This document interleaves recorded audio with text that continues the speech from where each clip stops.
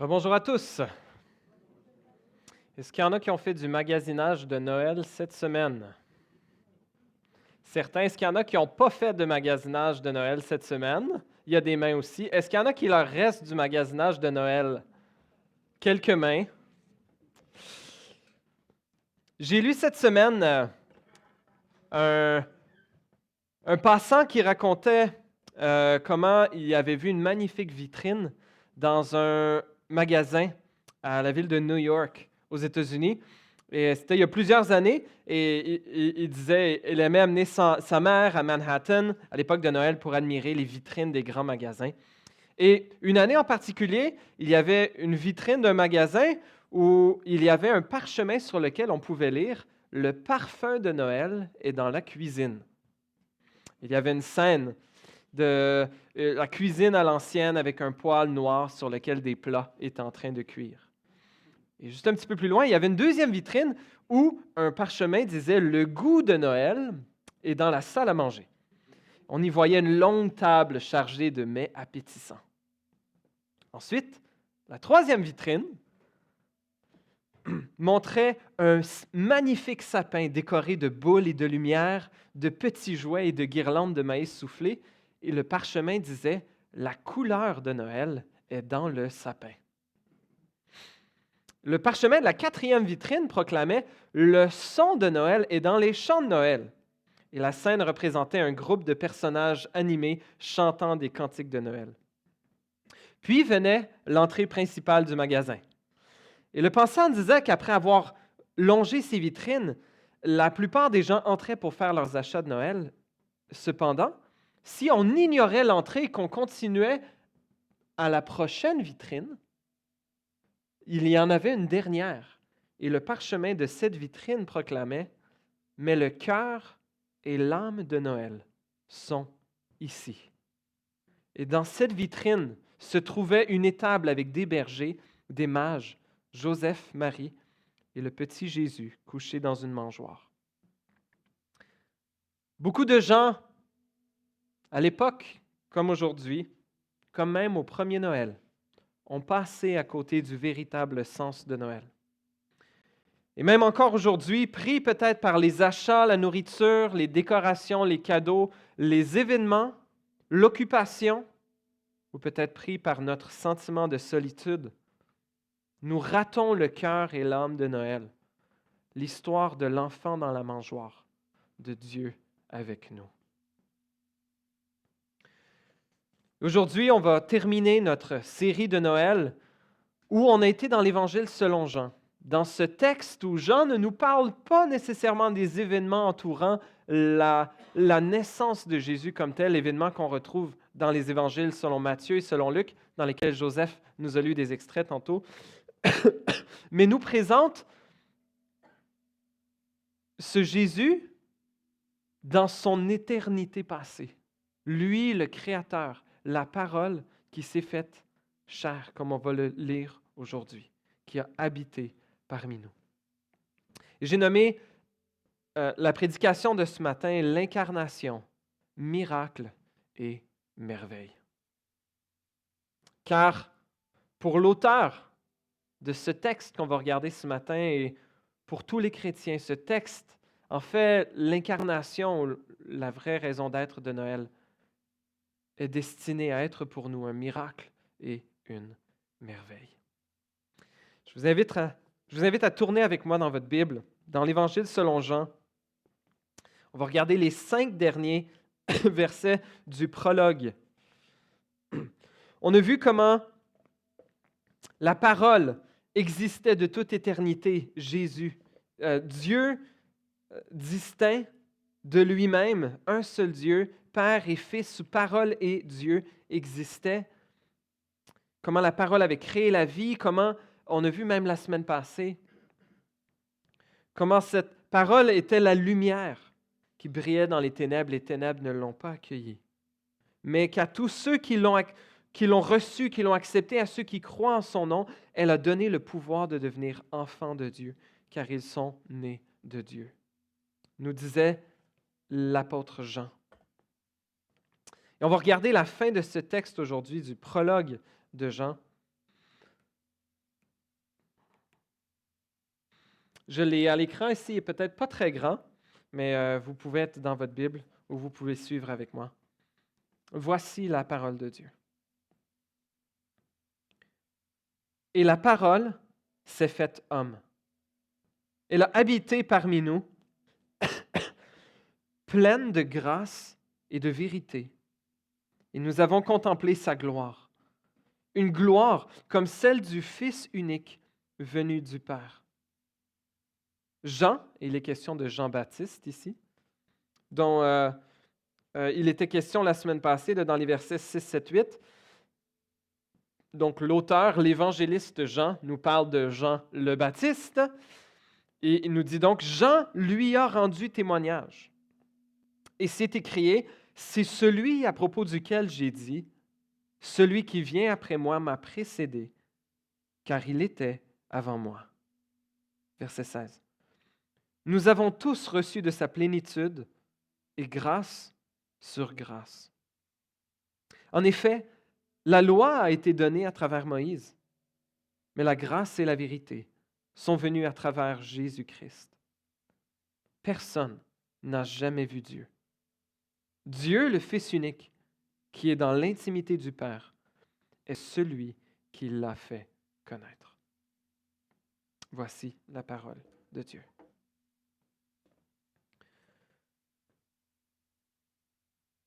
La parole s'est faite homme, ou comme la traduction traditionnelle le dit, la parole s'est faite chair dans la Louis II ou la Colombe. La parole s'est faite chair. Qu'est-ce que la parole? Si vous étiez avec nous les 2 dernières semaines, on en a parlé. C'est l'apôtre Jean utilise ce mot qu'on traduit par la parole en français logos, et je trouvais ça un bon résumé de ce que Ovidio nous avait présenté il y a 2 semaines par rapport à ça, que ce mot, la parole, le logos, la façon dont Jean l'utilise ici, il unit 2 traditions. À la fois la tradition juive, issue de l'Ancien Testament, où la parole de Dieu est la sagesse divine qui a créé le monde et qui le soutient, comme on voyait dans Genèse 1 et dans Proverbe 8. Mais Jean utilise aussi ce mot logos ou la parole en puisant dans la tradition des philosophes grecs stoïciens de son époque, pour laquelle le logos est une sorte d'âme du monde, la raison divine et cosmique, mais impersonnelle, qui lui donne sa cohésion. Et Jean nous dit, pour vous les stoïciens, c'est cette force cosmique primitive. Le Nouveau Testament nous dit en fait qu'il s'agit de Dieu lui-même. Et ce que Jean nous présente, c'est que ce Dieu, cette parole, s'est faite chair. Elle s'est faite homme et elle a habité parmi nous. Le début de notre verset 14, qui est un des résumés les plus puissants de toute la Bible, que Dieu s'est fait homme, qu'il a habité parmi nous. Jean affirme avec force ici la réalité de l'incarnation. Et Jésus n'est pas venu comme un avatar ou comme un hologramme ou même comme un hologramme matériel. Il est vraiment devenu un homme. Dieu est littéralement devenu un être humain pour racheter toute l'humanité. Et le mot ici, la parole, la seconde 21 que j'utilise, le traduit, la parole s'est faite homme. Le mot en grec est plus littéralement chair, chair humaine. Parfois est utilisé par l'apôtre Paul ailleurs dans la Bible pour parler de notre nature pécheresse, mais ce n'est pas toujours dans ce sens-là que le mot est utilisé. Chair dans le sens de notre référent à toute notre existence humaine, dans sa fragilité et sa vulnérabilité. Dans 1 Pierre 1, verset 24-25, c'est un texte de Ésaïe 40 qui dit « Toute chair », faisant référence à tout être humain, « toute chair est comme l'herbe, et toute sa gloire comme la fleur de l'herbe. L'herbe sèche et la fleur tombe, mais la parole du Seigneur demeure éternellement. » Le théologien Bruce Milne dit « Jésus s'est à ce point identifié avec nous. il a fait de notre fragilité de créature sa propre forme d'existence. Dieu est réellement devenu Dieu parmi nous, Emmanuel. Le texte continue ensuite, et la parole s'est faite homme, elle a habité parmi nous. Et ça, c'est intéressant, ce mot-là, le mot grec, en fait, qui est un verbe qui veut dire de dresser sa tente. Que Dieu est venu piquer sa tente parmi nous. Il est venu faire du camping avec nous dans tout l'état rustique que l'humanité habite. Mais en fait, probablement que Jean est en train de faire référence, comme Dieu dans l'Ancien Testament était venu habiter parmi son peuple à l'époque de Moïse dans un tabernacle, dans une tente. Eh bien, Jésus est celui qui est venu piquer sa tente parmi nous. Il a habité parmi nous.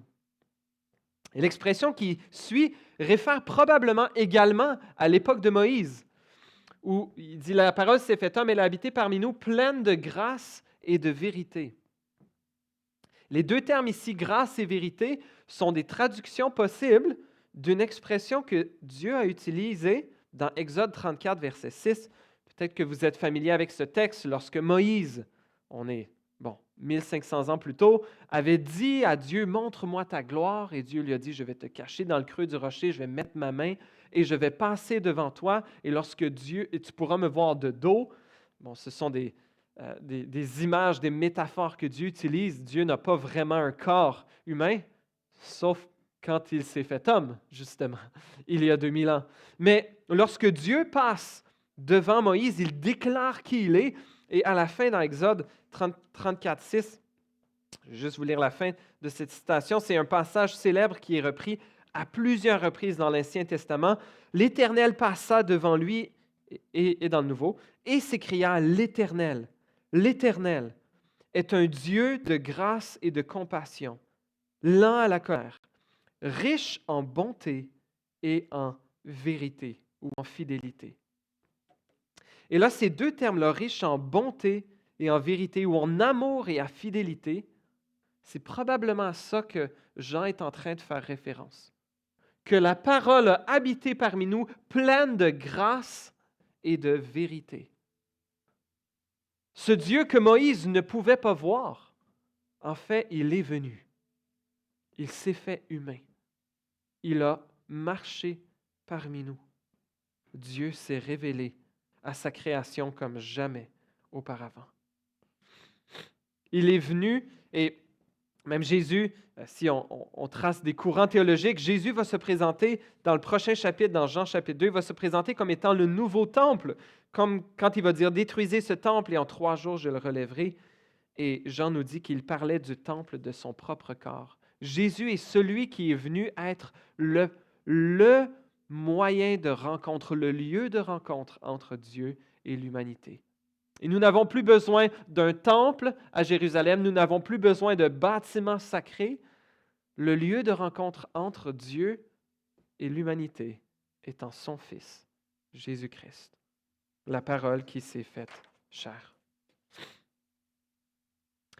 Au verset 15, on continue, où là, il est question de Jean-Baptiste, dont on avait vu la semaine passée, Jean-Baptiste qui était venu comme témoin pour rendre témoignage à la lumière. Et Jean dit, il a rendu témoignage à la parole faite homme, à Jésus, et c'est écrit, c'est celui à propos duquel j'ai dit, celui qui vient après moi m'a précédé, car il était avant moi. On se souvient, il y a eu un vide de paroles prophétiques de la part de Dieu. À la fin, environ 400 ans avant Jésus-Christ, on a la parole du dernier des prophètes, je pense qu'il s'agit de Malachie. Et pendant 400 ans, les Juifs, et même on lit les écrits de l'époque, je pense comme les livres des Maccabées, et les Juifs pieux de cette époque disent « On reconnaît pas la parole prophétique de Dieu qui nous soit disponible en ce moment, de la même façon qu'elle l'était avec les prophètes d'avant. On est comme dans un vide, on est dans un silence. Et avec Jean-Baptiste, ce silence est finalement rompu. Et si vous lisiez la suite de l'évangile de Jean, on ne fera pas ici le dimanche matin dans les prochaines semaines, mais je vous invite à lire. Il est question, juste la suite de notre chapitre, les versets 19 à 37, il est question du témoignage de Jean-Baptiste. Et justement, les gens viennent le voir et disent, « Est-ce que tu es le Messie? » Ce sont les chefs religieux de son époque. Il dit, « Toi, qui es-tu? » Et Jean dit, « Moi, je ne suis pas le Messie. » Verset 20. 21, ils lui demandèrent, « Qui es-tu donc? Es-tu Élie? » Il dit, « Je ne le suis pas. » « Es-tu le prophète? » Il dit, « Non. » « Qui es-tu? » Jean dit qu'il est la voix de celui qui crie dans le désert, « Rendez le chemin du Seigneur droit. » Et il annonce 2 versets plus loin, « Moi, je baptise d'eau, mais au milieu de vous se trouve quelqu'un que vous ne connaissez pas. Il vient après moi, et je ne suis pas digne de détacher la courroie de ses sandales. » Et le lendemain, il vit Jésus s'approcher de lui et dit, « Voici l'agneau de Dieu qui enlève le péché du monde. » Jean est venu témoigner, préparer le chemin pour la venue du Rédempteur des nations. De celui qui, même si Jean disait, « Il vient après moi », mais il est venu avant moi.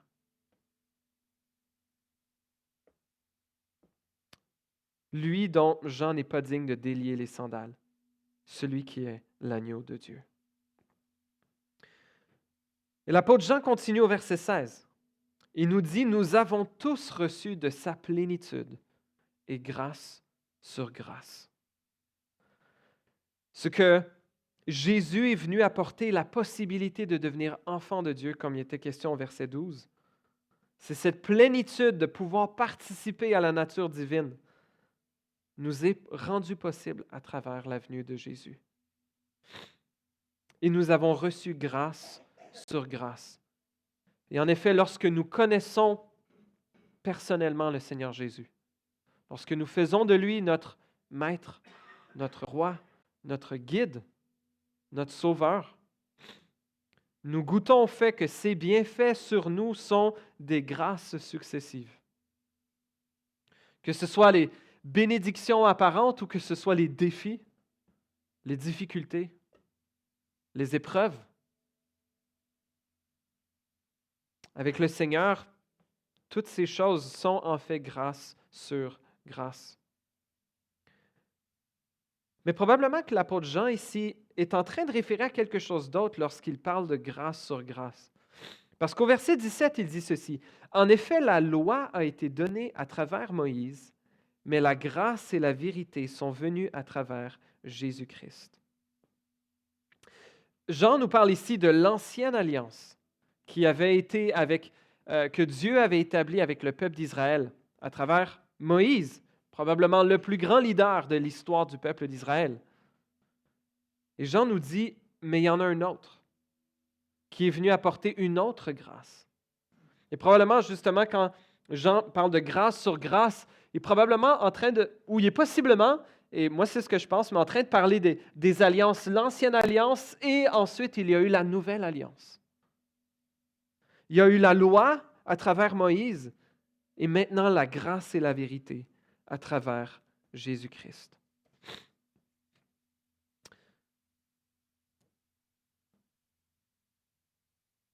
On a chanté il y a quelques minutes un chant de Noël qui est le chant préféré de mon père.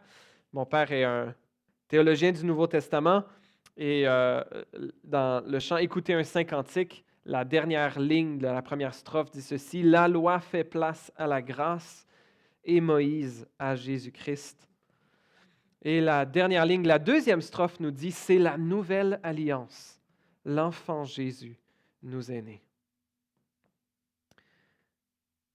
Le verset 17 nous dit, donc oui, la loi a été donnée à travers Moïse, mais la grâce et la vérité sont venues à travers Jésus-Christ.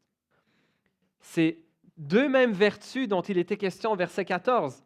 que la parole s'est faite chair, s'est faite homme, pleine de grâce et de vérité, bien, qui sont l'essence de l'être divin, eh bien, Jésus nous les a amenés. La grâce et la vérité, verset 17. J'ai un pointeur laser peut-être ici, donc est-ce que ça marche? La pile est faible un peu. Je vais utiliser mes doigts, d'accord? Donc, on a la grâce et la vérité ici, et encore une fois, la grâce et la vérité. Le même duo de termes réapparaît au verset 17. La grâce et la vérité sont venues à travers Jésus-Christ. Jésus est celui qui n'est pas venu être qu'amour. Il est venu être amour. Merci Seigneur, nous en avions besoin. Mais il est venu nous apporter la vérité. Il nous aimait suffisamment pour nous donner la vérité. Et on en parlait la semaine passée, la vérité qui est parfois difficile à recevoir. Avec nos enfants à la maison, on est en train d'apprendre le verset 14, qui est un bon texte à mémoriser. Si vous voulez mémoriser un verset dans le temps des fêtes, c'est quelque chose qu'on essaie de faire. Mémoriser un verset ou un passage biblique à chaque année, où Jésus donc est venu habiter parmi nous, la parole pleine de grâce et de vérité. Et mon épouse rencontrait hier après-midi, elle avait un événement avec un groupe d'amis musulmanes à elle, et elle a une de ses amies qui est allée faire le pèlerinage à la Mecque récemment, qui est un des 5 piliers de l'islam, une des choses importantes à faire pour nos amis musulmans, même si pas tout le monde réussit à le faire. Et ma femme se rendait à cet événement-là. Souvent, elle a une rencontre avec différentes autres amies chrétiennes aussi, un groupe de femmes chrétiennes et musulmanes, et dont d'autres dames de l'Église font partie. Puis mon épouse, ce passage-là, un peu, s'est pesé sur son cœur alors qu'elle priait en se préparant pour se rendre à cette activité. Elle a dit, « Seigneur, comme tu nous as envoyé Jésus qui était plein, et la version qu'on apprend avec les enfants, c'est la traduction Parole de vie, il dit plein d'amour et de vérité. Merci d'avoir été ça pour nous.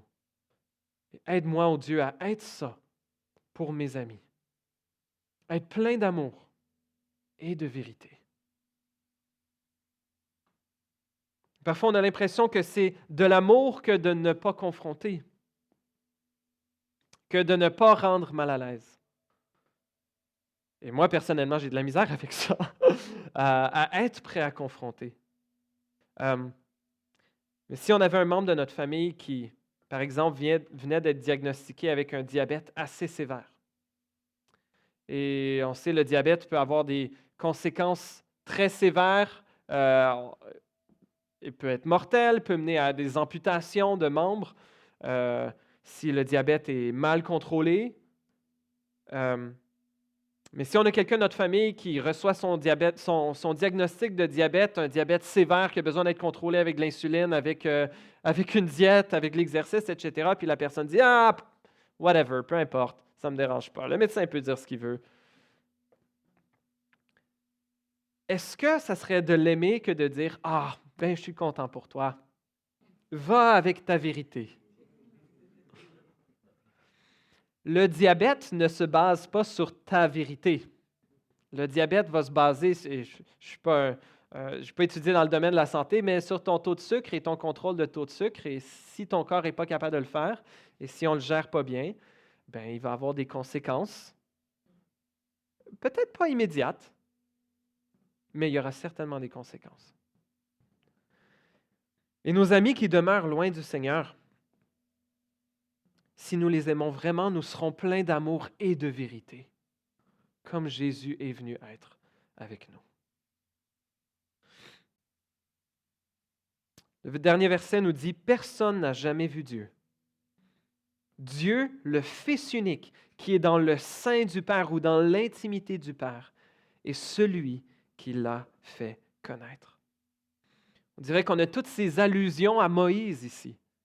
On a Jésus qui est venu habiter parmi nous, qui est venu piquer sa tente parmi nous. Il est venu être le nouveau tabernacle. Grâce sur grâce, la loi à travers Moïse, la grâce et la vérité à travers Jésus-Christ. Et là, personne n'a jamais vu Dieu, même Moïse, qui avait vu Dieu, à qui Dieu était apparu de dos, qui lui avait dit qu'il est un Dieu riche en amour et en fidélité et en vérité. Mais Moïse n'avait pas vraiment vu Dieu. Mais à tous ceux qui l'ont vu, tous ceux qui ont vu Jésus, ils ont vu Dieu. Dieu voilé, mais ils ont vraiment vu Dieu. Et justement, l'apôtre Jean, dans verset 14, lorsqu'il commence, il dit « La parole s'est faite chair, elle a habité parmi nous. » Là, c'est la première fois qu'il parle à la première personne du pluriel ici, mais il était toujours à la troisième personne. Et Jean se fait témoin. Il a habité parmi nous. Il va dire à la fin de son évangile qu'il a été témoin de ces choses.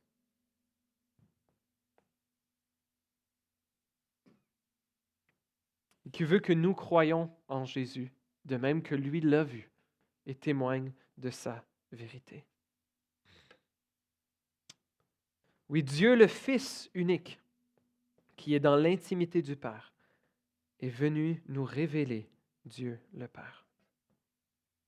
J'aimerais nous amener après avoir regardé notre texte, sortir 4 implications. Peut-être que ma pile est morte. Éric, tu peux-tu... Oh, c'est correct, on va juste un à la fois. Donc, le premier, en Jésus, Dieu se révèle à nous comme jamais auparavant. Comme Dieu ne s'était pas révélé à Moïse, comme Dieu ne s'était pas révélé à Ésaïe, comme Dieu ne s'était pas révélé à Élie, en Jésus, Dieu s'est révélé à sa création. Jean, un des témoins oculaires, et un des témoins oculaires de la vie de Jésus, de ses miracles, de son caractère, de sa résurrection. De sorte que Jean affirme avec force que cet homme qu'il a vu, Jésus-Christ, est réellement Dieu fait homme. Et au verset 17, c'est la première fois qu'il est nommé. Et Jean a passé presque tout ce prologue à parler de Jésus sans le nommer. Il parlait de lui comme la parole de Dieu. Il parlait de lui, j'avais ça ici, comme la lumière, la vie, le Fils. Mais maintenant, il le présente comme qui est-ce? C'est Jésus le Messie. C'est Jésus le Christ. À travers Jésus, Dieu se révèle à nous comme jamais auparavant. Tu veux connaître Dieu? Apprends à connaître Jésus. Tes amis veulent connaître Dieu? Montre-leur Jésus. Il est la démonstration la plus complète et la plus parfaite de qui est Dieu. Par sa vie, par ses paroles, par son exemple. Plein d'amour et de vérité. Et par lui, nous avons maintenant accès à la gloire et à la présence de Dieu. Oui, par la présence du Fils unique en qui Dieu demeure. Deuxième implication de l'incarnation. Dieu s'est révélé à nous, mais deuxièmement, Dieu rend notre salut possible. Le théologien du 11e siècle, Anselme, argumentait déjà que notre péché et notre état de déchéance impliquaient que nous ne pouvions nous sauver nous-mêmes et que seulement Dieu pouvait nous sauver. Mais par contre, puisque c'est nous qui avions péché, qui souhaitons être indépendants de Dieu, qui cherchons à vivre notre vie à notre façon, ou qui cherchons à nous sauver nous-mêmes. En fait, puisque c'est nous donc qui avions péché, eh bien, la réparation de notre relation avec Dieu devrait venir de notre côté de la vie humaine.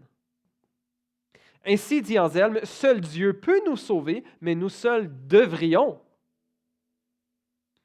Et je cite ici, « Puisque nul autre que Dieu peut faire l'expiation pour nos péchés, et nul autre que l'homme devrait le faire, c'est nécessaire pour un Dieu homme de le faire. » Fin de la citation. Citation d'Anselme dans son écrit Pourquoi Dieu est devenu un homme. Déjà, les pères de l'Église, je pense que c'est Athanase qui nous disait qu'il fallait que il fallait que ce soit Dieu, pleinement Dieu de toute éternité, pour être sans péché et pour avoir la puissance illimitée pour sauver qui que ce soit qui vienne pour nous racheter. Mais il fallait que ce médiateur soit pleinement humain pour devenir véritable représentant de la race humaine. Et gloire à Dieu, c'est ce qu'il a fait en nous donnant Jésus. Par l'incarnation, Dieu rend le salut, la réconciliation avec Dieu possible. On pourrait utiliser le langage de Jean au verset 12, encore plus que nous puissions devenir enfants de Dieu. Je pense que c'est C.S. Lewis qui disait « Le Fils de Dieu s'est fait homme afin que les hommes puissent devenir fils et filles de Dieu. »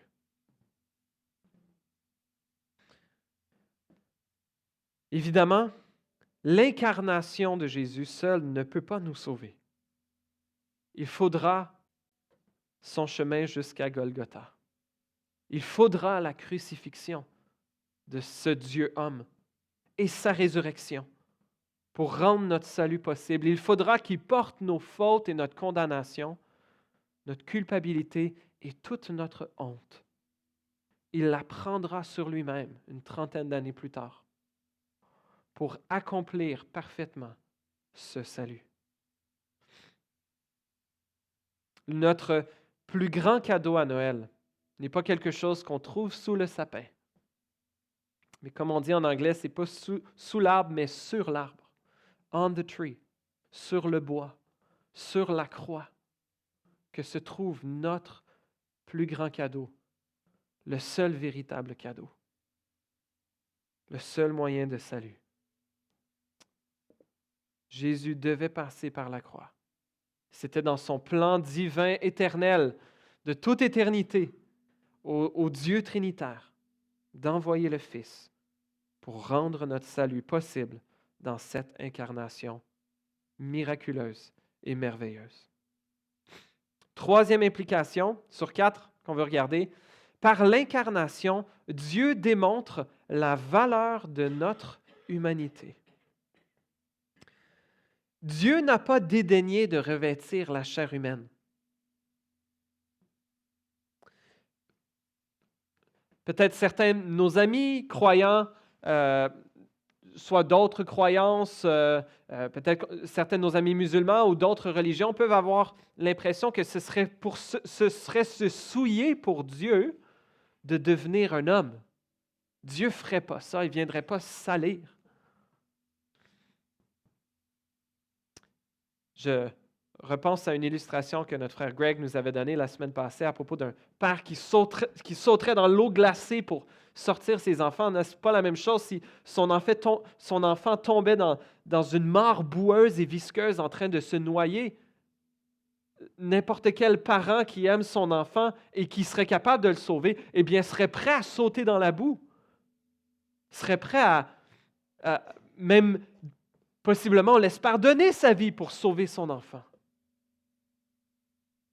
Et le fait que Dieu soit devenu humain n'a pas souillé sa nature. En fait, Dieu a redonné ou a démontré l'immense valeur de la vie humaine. Et oui, l'incarnation donne une valeur immense à notre humanité. Dieu s'est fait homme. Il a pris forme humaine comme toi et moi.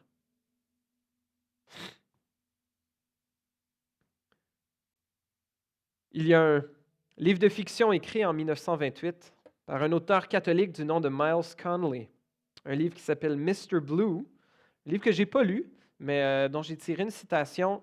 Je pense que la première fois, je l'avais entendu cité par Tim Keller, et qui raconte l'histoire d'un jeune homme, je pense encore à New York, M. Blue, qui reçoit un héritage de 2 millions de dollars, mais qui le donne en entier pour embrasser d'âme pauvreté et vivre un genre de vie chrétienne monastique moderne comme itinérant à New York, un peu une version moderne de Saint François d'Assise.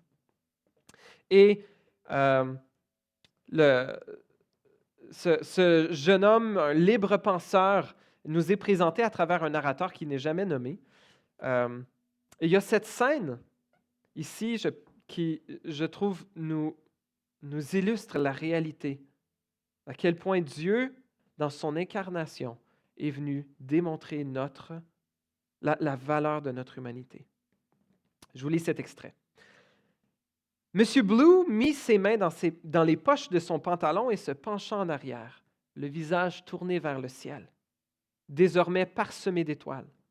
« Je crois, murmura-t-il à mi-voix, à moitié pour lui-même, que mon cœur se briserait devant toute cette immensité si je ne savais pas que Dieu lui-même s'est tenu un jour sous ce ciel, un jeune homme aussi petit que moi. » Puis il se tourna lentement vers moi. « Est-ce que cela t'a jamais traversé l'esprit que c'était le Christ qui, pour ainsi dire, humanisait l'infinité? Lorsque Dieu est devenu homme, il a fait de toi, de moi et de nous tous des personnes assez importantes. Il ne nous a pas seulement rachetés, il nous a sauvés du terrible fardeau de l'infini. » Le narrateur dit, « Blue m'avait plutôt pris au dépourvu. J'aurais pu percevoir chez lui un léger penchant pour la philosophie, mais je ne m'attendais pas à une spéculation aussi élevée.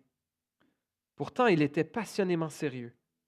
Ses yeux brillaient dans l'obscurité. Il leva les mains vers les étoiles. « Mes mains, mes pieds, mon pauvre petit cerveau, mes yeux, mes oreilles, tout compte plus que l'étendue entière de ces constellations, s'exclama-t-il. Dieu lui-même, le Dieu pour qui cette exposition entière d'univers parsemé n'est rien. Dieu lui-même avait des mains comme les miennes, des pieds comme les miens, des yeux, un cerveau et des oreilles. Il me regarda intensément. Sans le Christ, nous ne serions guère plus que des bactéries se reproduisant sur un caillou dans l'espace, ou des éclats d'idées dans un tourbillon de vide abstrait. À cause de lui, ça termine ici, je peux me tenir ici sous cette froide immensité et savoir que mes pulsations infimes, mes actes et mes pensées comptent plus que ce spectacle entier de l'univers. Fin de la citation. Chers amis, lorsqu'on regarde le cosmos, on prend état de notre petitesse. Et pourtant, c'est sur cette petite planète, au sein de notre petite galaxie, que Dieu s'est fait homme comme vous et moi. Parce que votre vie a de la valeur à ses yeux. Parce que ta vie a de la valeur à ses yeux.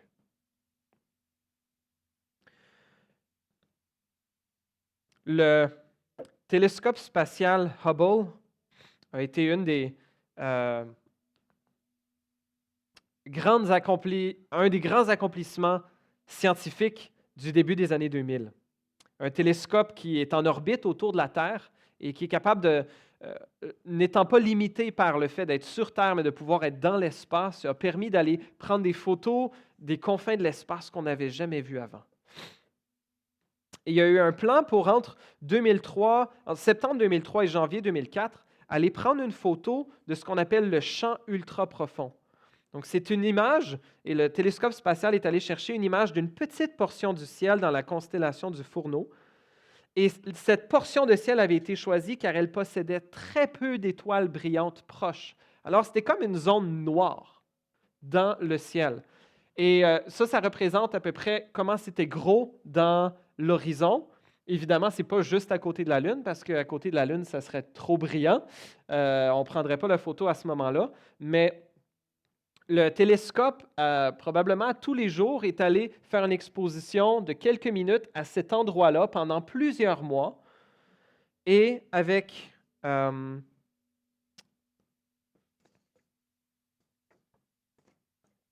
j'avais le nombre de plus d'1 million de secondes, etc., mais ça a coûté très cher parce que toutes les photos, il y a beaucoup de gens qui s'inscrivent sur une liste des scientifiques, des astronomes, pour être capables d'avoir le droit de contrôler les télescopes spatiaux ou programmer, j'aimerais que vous preniez telle photo à tel endroit, avec tel type de lunettes, etc. Et donc, la photo qui a été révélée après ça est la suivante. Et c'est une photo de ce qui était absolument noir. Un endroit où on ne voyait rien. Bon, ça prenait un télescope pour être capable de voir, mais voici ce que le télescope nous a révélé dans une infime partie du ciel où on était capable de voir loin parce qu'il n'y avait pas d'autres étoiles dans le chemin. Le télescope Hubble a vu 10 000 galaxies. Dans cette petite section où on ne voyait rien, projeté pendant, à coup de plusieurs minutes, pendant des mois, on a obtenu cette image. Peut-être qu'on ne voit pas très bien. Éric, est-ce qu'on peut avancer? Je nous ai avancé cette section-là, la zoomer en plus grand. On peut aller à la prochaine. Vous pouvez chercher cette photo-là sur Internet. Ça s'appelle le champ ultra profond de Hubble, Ultra Deep Field de Hubble en anglais. Mais il y a moyen de télécharger cette image en très haute résolution. Et voici, chacun des points que vous voyez est une galaxie. Une galaxie qui renferme des centaines de milliards d'étoiles. Dans ce petit confin de notre ciel, on a observé ces 10 000 galaxies, de différentes formes, de différents âges, à différentes distances. Et le Dieu qui a créé tout ça, le Dieu qui voit tout ça, le roi des étoiles, est devenu un tout petit bébé. Il est devenu humain comme toi et moi pour venir nous racheter. Vous savez qu'est-ce que ça dit à propos de la valeur de ta vie, mon ami? Ta vie a de la valeur. Ta vie a de la valeur parce que ton Créateur dit que tu en as. Et la valeur de notre vie ne vient pas de ce que tu es capable d'accomplir, de ton propre sentiment d'estime de soi, de tes capacités, de tes études, de ton argent, de tes possessions, de ton influence, de ta piété. Ta vie a de la valeur parce que tu es créé à l'image de Dieu. Et que ce Créateur est venu dans notre monde pour être capable de nous racheter et nous réconcilier avec lui. Cette dernière implication de l'incarnation, c'est que Dieu nous dévoile la grandeur de son amour. Par l'incarnation, Dieu nous dévoile la grandeur de son amour. On peut aller à la prochaine diapo. Philip Yancey a dit ceci: « Je m'arrête et je m'émerveille devant le mystère de l'incarnation. Dans un acte d'humilité qui dépasse toute compréhension, le Dieu de trillions de galaxies a choisi de descendre pour être avec les humains perdus sur cette seule planète rebelle, parmi des milliards d'autres dans l'univers. Je bute sur les analogies, mais c'est un peu comme si un être humain devenait une fourmi ou une amibe, voire une bactérie. Pourtant, selon Paul, dans Philippiens 2, 6 et 7, cet acte de condescendance s'est révélé être une mission de sauvetage qui a conduit à la guérison de quelque chose de brisé dans l'univers.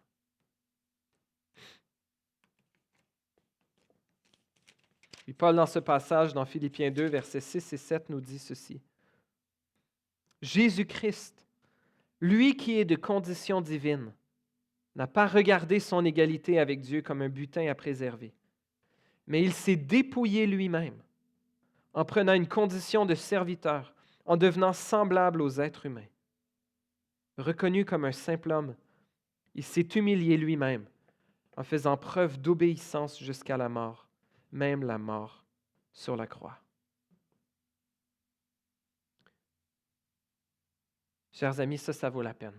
Ça, c'est un Noël qui vaut la peine d'être célébré. Peu importe la gloire des fêtes de Noël qui vous attendent ou pas. Dieu s'est fait homme pour venir nous réconcilier avec lui, pour cette mission de sauvetage dont nous avions désespérément besoin. Dieu place une valeur immense sur ta vie. Dieu te veut tel que tu es. Tel que tu es. Tu n'as pas besoin de te nettoyer d'abord pour venir à lui. Viens à lui tel que tu es. Il est le purificateur. Il est celui qui nous sanctifiera. Ouais, n'oublions pas. N'oublions pas. À travers peut-être les folies ou à travers la détresse des prochains jours, que l'âme et le cœur de Noël se trouvent dans une mangeoire où Dieu s'est fait homme.